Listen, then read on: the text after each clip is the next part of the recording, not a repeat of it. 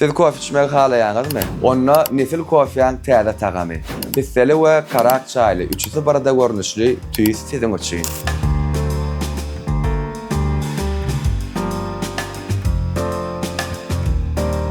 Türkmen öňürjisi ýakynda dukanlarda we sowda nokatlaryna peýda boljak. 2 sany täze görnüşli içkini çykarmaklyga taýarlanylýar.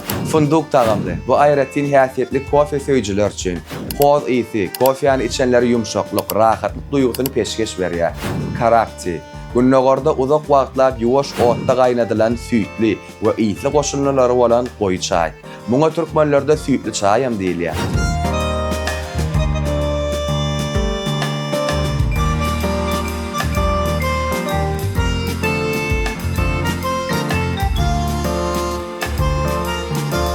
İki sany täze önümiň aljylar tarapyndan gowy garşylanan meçberlerin gaplamada çykarylmagy meýilleşdirilýär. Siz haýsy tagam saýlardyňyz? Hoşboý fundukluk kofeýanymy ýa-da goýy karak çaýyny? Pikirleriňiz tesirlerde bende.